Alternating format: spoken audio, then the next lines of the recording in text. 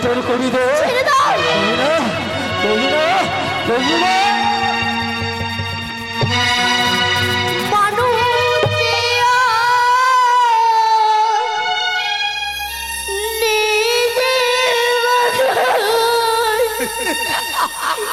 দুনিয়াটা শুধু সারিতে পরামরা ভাই সংসারী করি সবাই নিজের নিজে দাদা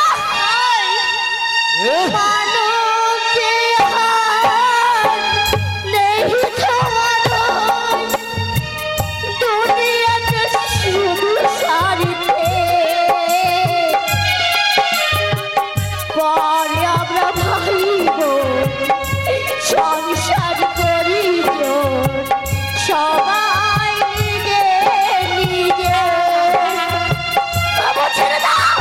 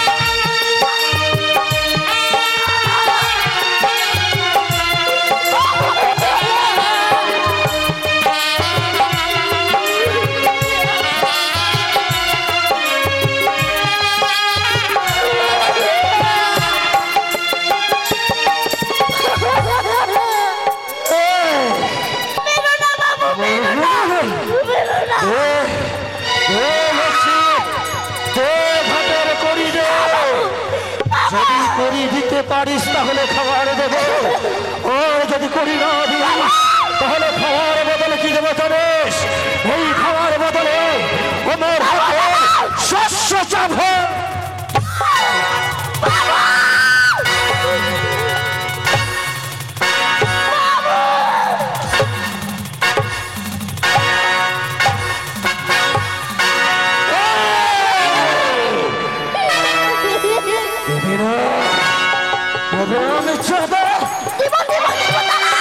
এতদিন তোদের পুষিয়েছি খাইয়েছি খাওয়া দাওয়া হেঁটে দুধ গোলা দিয়ে কার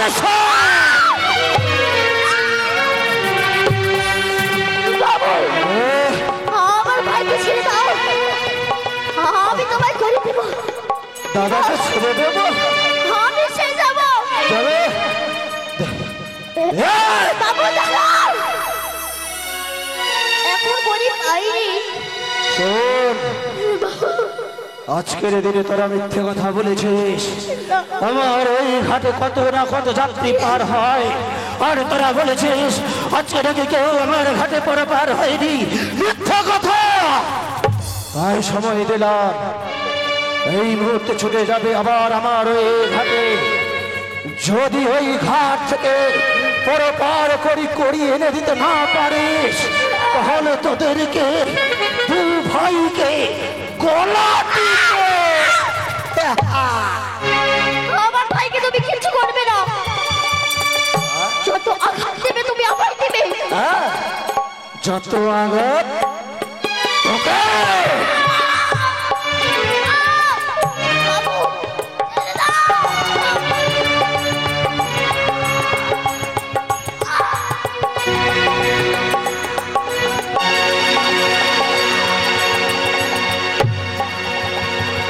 তোকে এখন দেব।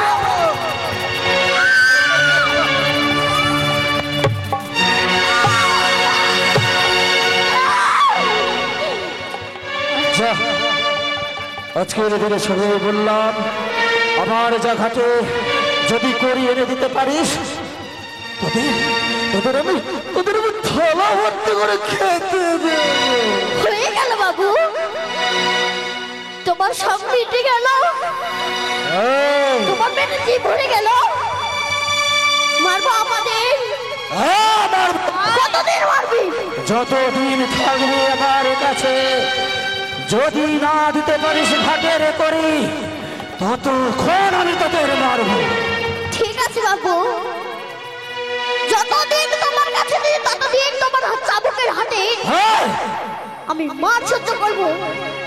আমার ভাইয়ের গায়ে আমি এক চিহ্ন আঘাত আনতে দিব না। বেশ, দাদার জন্য দরদ উতলে যখন পড়ছে তাহলে চলো ওই ঘাটের করিয়ে দেবে। আনবো। যা। তোমার তো হয়ে গেল, তোমার চাবুকের মারার আঘাত শেষ হয়ে গেল। না, বুঝেছি, তোর এখনো আমার হাতে চাবুক খাওয়ার সব বেঁচে গেছে। আমার ভাইকে তুমি কিছু হ্যাঁ, বেশ, তোর ভাইকে আমি ছেড়ে দেবো, তোর দাদাকে ছেড়ে দেবো।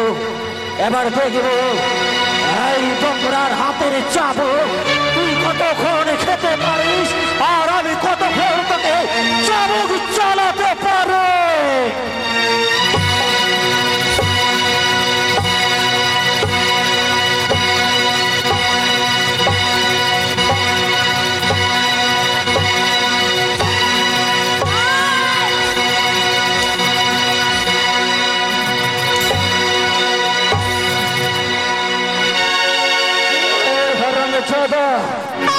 কি খেয়েছিস?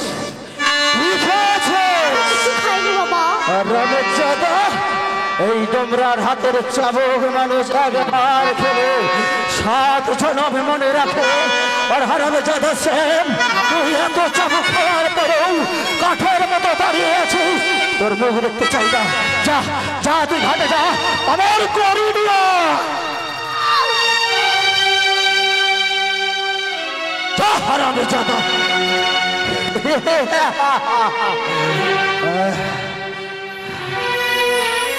এই হারাম শেখ, এরা দুটা আমার নেশাটাকে সকাল থেকে বেশ ভালোই জমিয়েছিল। এরা দু ভাই কাটিয়ে দিল। মাল নেই, কি করব? মালের সন্ধানে তো যেতে না, যাবো না।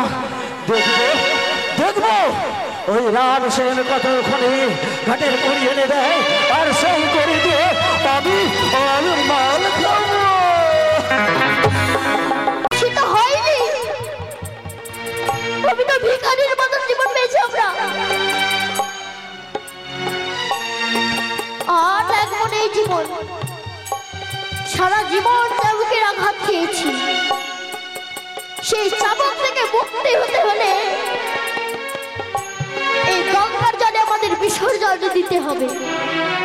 চলো দাদা, চলো ভাই। চলো। মরে যাই গো, মরে যাই। তোমরা মরো না গো, তোমরা মরো না। কে আজ এইভাবে আমাদের বাধা দিল? তুমি কে? আমি একটি জন্ম দুঃখী নারী। জনম দুঃখিনী নারী। এই অল্প বয়সে কেন এই নিজের জীবনে তোমরা বিসর্জন দিচ্ছ নদীর জলে? কি করবো গো বলো? জীবন তো কোনো ভাগ্যের নয়, সবই তো দুঃখে। ছোট হয়েছিলাম, আমরা যে মা বাবার সুখ পাইনি, ভালোবাসা পাইনি, এক মুঠো অন্ন ভালো করে খেতে পারি না। সারা জীবন সেই চাবুকের আঘাত খেতে খেতে আমাদের দিন চলে যায়। তোমার এমন কি হয়েছে? তোমার বক্ষ মাঝে কি রয়েছে? তা আমি পরে বলবো, কিন্তু কি বললে চাবুকের আঘাত? হ্যাঁ, কেউ বুঝি তোমাদের মারে? হ্যাঁ গো, আমাদের মানে কি? আমাদের তো সারা জীবন ধরে মানে। এই পৃথিবীতে কোনো লোক দেখার নাই, জানো?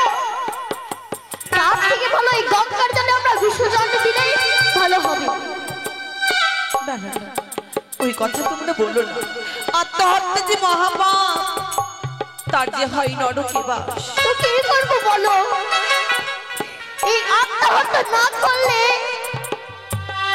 আমাদের জীবন এমনি এমনি বিফলে চলে যাবে। ভাই, আমি একটি কথা বলবো, বলো। তোমরা আমায় খুলে বলো, তোমাদের কি হয়েছে আর কে বা মেরেছে? তোমরা কেনই বা মরতে চাও? আমাদের কে মেরেছে বলো। প্রত্যেকদিন আমাদের বাবু মারে। তোমাদের বাবু? হ্যাঁ। কিসের জন্য? সে দেখছো সেই নাওখানি আছে, সেই নাইখানিতে কেউ যে পরপার হয় না। আমার বাবু যে টাকার লোভে আর গড়ি না পেলে আমাদের মারে। ও, তাই বুঝি। হ্যাঁ। বেশ, নয়নের জল মুছে ফেলো। চলো, আমি তোমাদের সঙ্গে সহযোগিতা করব। সহযোগিতা? হ্যাঁ, আমরা তিনজন মিলে ওই ঘাটের মাঝে সকলেই মা বাবা আসবে, সবার কাছে ভিক্ষে করব, কেমন? আর তোমাদের মার খেতে হবে না এই বয়সে। বেশ। মুখগুলো তোমাদের ভীষণ শুকিয়ে গেছে, মনে হয় কিছু খেতেও দেয়নি না? না গো, আমরা তো এক মুঠো অন্ন ভালো করে খেতে পারি না। আর চিন্তা করতে হবে না, চলো আমরা ভিক্ষে করি, কেমন? আর সেই করে নিয়ে যাবে তোমার বাবুর কাছে। বেশ। আপনারা সকলে মিলে এই দু ভাইকে সকলেই ভিক্ষে দেবেন, কেমন? তারা যে অসহায়। এই দিনে যদি আপনারা ইংরাজির পাশে না দাঁড়ান, তারা যে অনাথ হয়ে দাঁড়াবে। তাই আপনারা সকলে মিলে হাত বাড়িয়ে দিন। ও আমায় ভিক্ষা দেবে কে গো, ভিক্ষা দেবে কে? আমায় ভিক্ষা দেবে কে গো, আমার ভিক্ষা দেবে।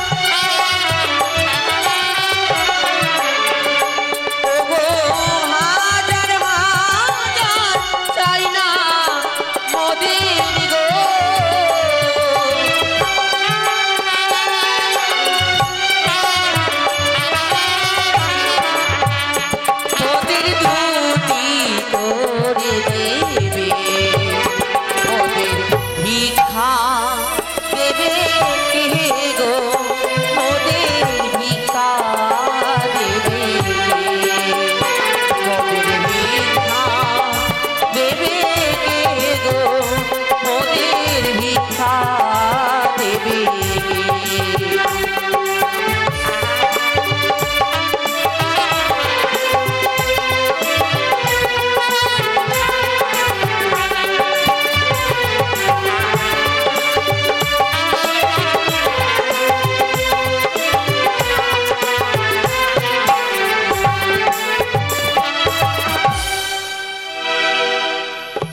বেহুলা বালি উপায় বলে দিল রামেশ্যামকে। জানি না কারে ঘরে কারে ঘরেই জন্ম, রাম আর শ্যাম কতই ভিখারি হয়েছি। এক ভিখারি কবিতা নয় মাথায় রে, আওলা চলে বাতাসে উড়ে, কবিতা নয় মাথা।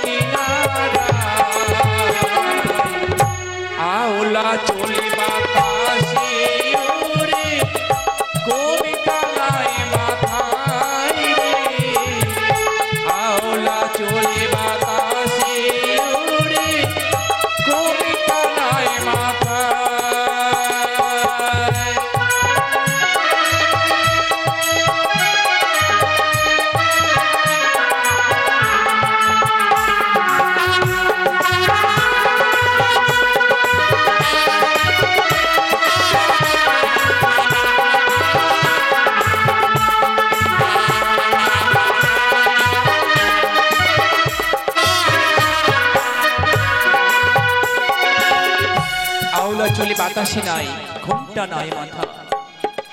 কি সুন্দর বেহুলা বালি পথ চেয়ে আছে কখন আসবে রামেশ্যাম।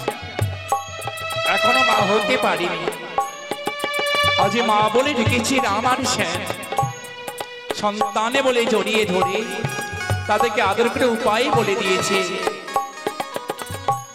উপায় বলে দিয়েছে। তাই বেহুলা বালি কাঁদছে খেলায় বসে, খেলায় বসে গেছে।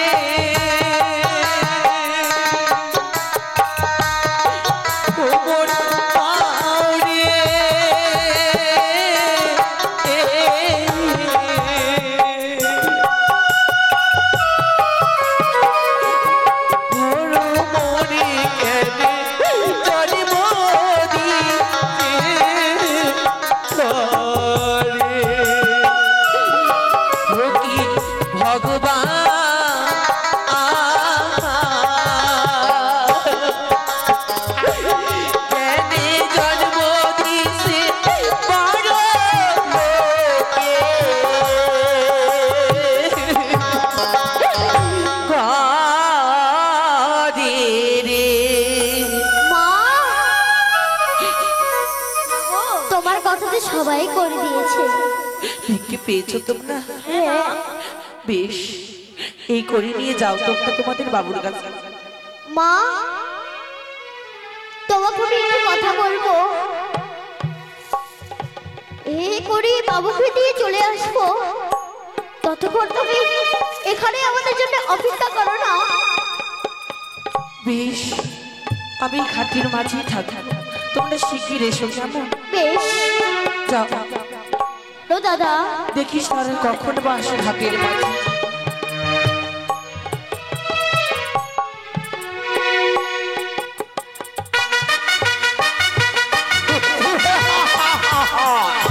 এই, অনেকক্ষণ বিলম্ব হয়ে গেল, আবার জনসংখ্যা আসতে চলল, এখনো পর্যন্ত আসলো না ওই রাম সেন। ওই দুই বেটা রাম সেন ঘাটের করি আনতে না পেরে তারা কি হয়ে গঙ্গার জলে না। বাবু, এ ও বাবু, এ রাম সেন, এসেছিস এসেছিস এসেছিস। এসেছি বাবু। দে, দে, দে আজকের ঘাটের করি এনেছিস, দেবো বাবু দেবো। দে। তুমি রাগ করবে না তো? রাগ? আরে বাবা, আর চাবুক চালাবে না তো আমাদের ওপরে? যদি আমার ঘাটের করে দিতে পারিস, চাবুক কেন দেবো তোদের? তোদের চাবুকের বিনিময়ে তোদের আমি দুই ভাইকে দুই থালা খেতে দেবো।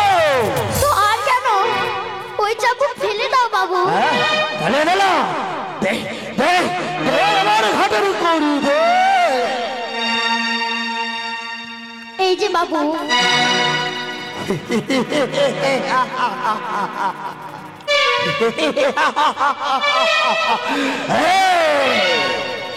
এত এত করে এত করি আমার ঘুটে। বাবু, আজকের দিনে তোরা এতগুলো করি আমায় একসঙ্গে তুলে দিচ্ছিস। তোরা যে বলিস আমার ঘাট নাকি মোড়া ঘাট, আমার ঘাটে নাকি কোনো যাত্রী পার হয় না, আমার ঘাটে নাকি কেউ আসে না, তাহলে আজকের দিনে এতগুলো করি একসঙ্গে তোরা কোথায় পেলে? আমরা যখন নদীর ঘাটে যাই, তাহলে এইভাবে হয়তো রোজ আমার ঘাটে পার হয়, রোজ এতগুলো করি আমার এই হাত হয়, আর সেই করি থেকে তোরা চুরি করে রেখেছিস, আর সেই করি আমার হাতে তুলে দিয়েছিস। হয়তো তার বল বল কতগুলো টাকা চুরি করেছিস, কতগুলো করি আছে।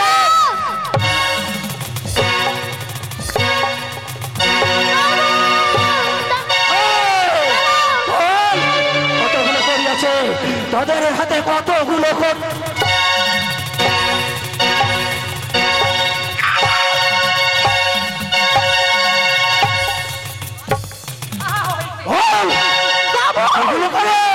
দাদা শান্ত হও। শান্ত হব? এইভাবে তোরা আমার ঘাটের করে চুরি করেছিস। আর বলিস নাকি আমার ঘাটে লোক পারাপার হয় না? বল। না বাবু, এক জনম যখনই মায়ের সাথে দেখা হয়ে গ্রামে গঞ্জে ভিক্ষা করে সেই করি পেয়ে চুপ! একদম চুপ। এতদিন জেনে এসেছি তোদের মা বাবা বলতে কেউ নেই, কেউ ছিল না। আমি তোদের ওই রাস্তা থেকে তুলে নিয়ে এসেছি, আমি তোদের ঠাই দিয়েছি, আর আজকে নাকি বলছিস তোদের মা তোদের এতগুলো করি তুলে দিয়েছে। আমি যাবো। দেখতে চাও তুমি? হ্যাঁ? দেখতে চাও? তোদের মা? তো চলো ছুটে সেই নদীর ঘাটে, তোদের মা আছে? তুমি দেখতে পাবে। এই! হারামজাদা, বাবু, আমার সামনে গলা না। চল, তোদের কথা যদি সত্যি হয়, এই করি যদি তোদের মা দিয়ে থাকে, তাহলে তোদের দুই ভাইকে আমি ছেড়ে দেবো। আর যদি মিথ্যে হয়, ওই গঙ্গার জলে তোদের আমি গলা টিপে মেরে ফেলবো। হ্যাঁ, মেরে ফেলবে। তো চলো তুমি ছুটে দেখতে দর্শন করতে চাও। মা এসেছো তোমরা? এসেছি গো মা। ভাই কোথায় আমার ঘাটে তোদের মা? আমি তো এখানে কাউকে কোথাও দেখতে পাচ্ছি না। কে? সামনে দাঁড়িয়ে আছে। না! সামনে দাঁড়িয়ে আছে। রামশ্যাম, দেখতে কেন পাচ্ছ না তোমাকে? তোমাদের বাবু যে আমায় দর্শন করতে পাবে না, কেন? কারণ তিনি অপরাধ করেছে, পাপ করেছে, আর ওই পাপী নয়ন নিয়ে আমার দর্শন পাবে না। তাহলে কোনো উপায় নাই? রয়েছে, তোমাদের দুজনের কাঁধে স্পর্শ করতে বলো, তাহলেই আমাকে দেখতে পাবে। বাবা, কোথায় তোদের মা? আমাদের স্পর্শ করে তুমি যে দেখো, তুমি অবশ্যই দেখতে পাবে। আমার এই চোখে দেখতে পাবো না, তোদের ঘাড় স্কন্ধ কাঁধে করে তবে আমি দেখতে পাবো তোদের মাকে। হ্যাঁ। বেশ, তাই যদি হয় এই দিলাম তোদের দু ভাইয়ের কাঁধে হাত। এবার এই যে দেখো, একে সত্যি যেন এক প্রতিমার ন্যায় দাঁড়িয়ে রয়েছে। একই সত্যি না স্বপ্ন?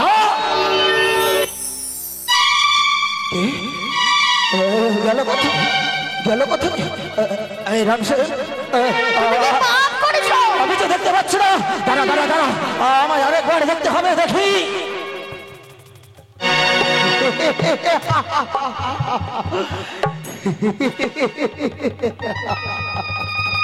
বাবু,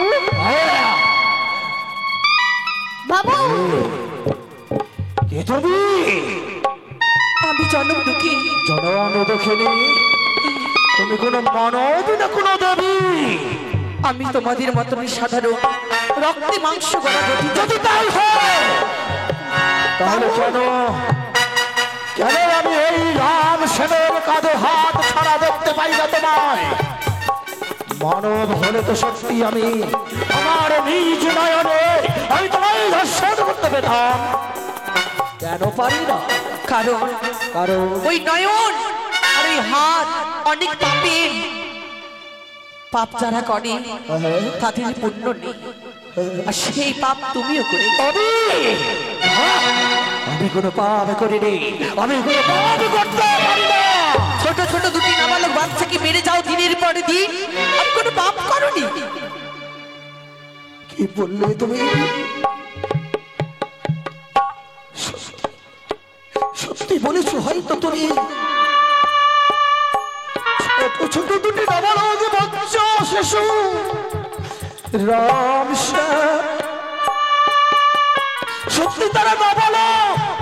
আমার ঘরে যদি আজ কোনো সন্তান থাকতো, রাজারি হয়তো এই রাম শ্যামের মতোই হতো, তবে কি পিতা হয়ে পারতাম আমি নিজের সন্তানকে আঘাত করতে? সত্যি বলেছো মা তুমি, কিন্তু আমি যে বিশ্বাস করতে পারি না তুমি মানব। আমি সত্যি বলছি, তবে আমি তো শুধু মায়েরই জোরে, মায়ের বলে, মায়ের শক্তিতে ভেসে চলেছি নদীর জলে। নদীর জলে কেন ভেসে চলেছো মানব? দেবতা নগরে যাবো বিয়ের কেন বাসনা যাবে করে। তুমি? স্বামী মোর মৃত্যু আঘাতে মৃত্যু সবাইকে নিয়ে যাবে তুমি দেবতা নগরে। যে মানুষ মারা যায় সে যে কোনোদিন প্রাণ ফিরে পায় না, তা আমার মনের বিশ্বাস। মনের বিশ্বাস। আমি বলেছি জানো মা, তোমার মৃত্যু স্বামীকে তুমি ভেসে দাও এবং গাড়ি চড়ে তুমি চলে আমার ঘরে। সকাল সন্ধ্যা তোমায় আমি মা মা বলে ডেকে মাতৃ পূজা না, আমার পুজো নয়, তবে মা মনসারই পুজো করতে হবে। মনসা, আর এই যে ঘাট, এই ঘাট রাম আর শ্যাম তাদের দুজনের নামে থাকে। আজ থেকে এই ঘাটের মালিক রাম শ্যাম হবে। সত্যি বলেছ, হয়তো সত্যি বলেছ, কিন্তু জানো মা, যেই দেবীকে আমি নয়নে দেখলাম না, চিনলাম না, কি করে আমি সেই দেবীর পুজো করবো? বেশ, কোথায় বা মনসা দেবী? এসো মা এসো, একেবারে দেখা দাও দেবী, দেখা দাও। কোথায় তোমার দেবী? তুমি কি পারবে সেই দেবীকে দর্শন করাতে? আমার নেই তোমার চরণে আমার সদ্গুণ প্রণামে মাগো, আশীর্বাদ করি বুঝলা। কোথায় তোমার দেবী? আমি কি দেখছি? আমি এই সত্যি যেন আজ তুমি রইলে চন্দ্রের ভাজা। ওগো ওগো মা, সত্যি আমি পাপী, সত্যি আমি বড় অপরাধী। আমি অন্যায় করেছি এই হাতে, নিষ্পাপ দুটি শিশুকে আমি অত্যাচার করেছি দিনের পর দিন। তুমি কি আমায় ক্ষমা করবে? নিশ্চয় রয়েছে তোমার ক্ষমা। কিভাবে?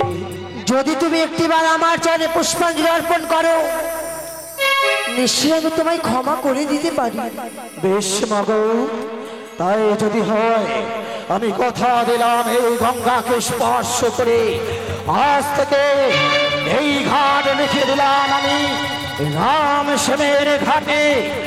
আর নিত্যদিন এই ঘাটের মাঝে মন্দির নির্মাণ তৈরি করে আমি নিত্যদিন পূজা করব, মনসার পূজা।